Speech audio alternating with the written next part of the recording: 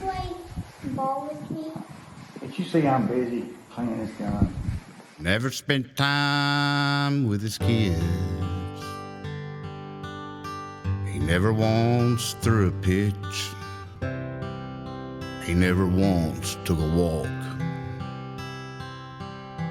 He never gave me that man-to-man talk. I never knew what I did for him to be like this. I was just a little old kid. I never could understand why he'd give more thought for the ones that didn't care for him. You know, it's funny after all these years, what you can recall and what was important to a little old kid. Oh, it was the year 78, and I got to go and stay with some friends. It was a summer I never would forget. They bowed their heads before they ate. I never heard a man speak this way. I didn't know much about what it meant, but I loved the end where the whole family said amen. We'd all go outside to play. Telling you, he'd chase us all the way around that house. He'd finally just give up and just shake his head. Said, "You boys just be in before 10. They said, "Yes, sir." He said, "Go on then." I just looked at my friends and I just said, "Wow." They looked back at me and they said, "What do you mean?" They don't even know what they even have. He'd tuck us in every night, tell us these stories about this man. Said it was the greatest story ever told. I never heard of these stories, and I never knew of this man. All I knew is I never wanted these nights to ever end. The summer was closing to an end, and I knew I had to go home then. And I knew what I was going home to. My last day I was there, I was about to come down them stairs, and there he stood, 10 feet tall. He was the greatest man I ever knew.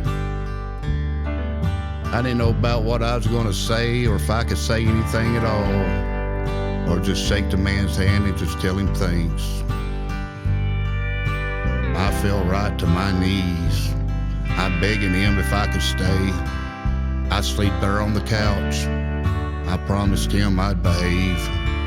If he'd ever want a third child, anybody like me to have. He reached down and pulled me from my knees and said, "Son, I'd be so proud to have a child like me. But this ain't your home. You know where you belong."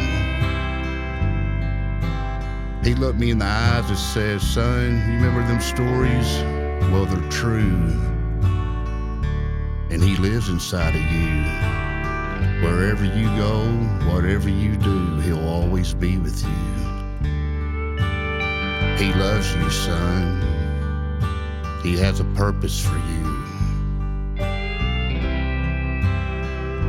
As I was walking to the door, I turned around just to look at him once more. But I asked him, "Sir, what was your purpose in life?" And with no hesitation at all, he said, "It might have been just you, son." I left that house that afternoon, meeting the greatest man I ever knew, and having God inside me too. Well, I arrived at my home late that night. Pops was up smoking his pipe, turned around, looked at me, said, "Hey boys, time to get some sleep." I see not much has changed around here. I don't guess it ever will.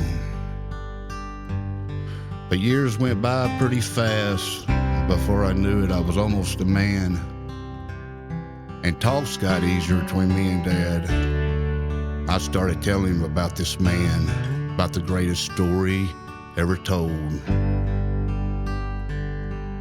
My dad is 83, and right before he died, he looked up at me and said my favorite year was 78. And he closed his eyes and he went to sleep. And the very first thing I thought of was the greatest man I ever knew, telling that 10-year-old boy, God has a purpose for you.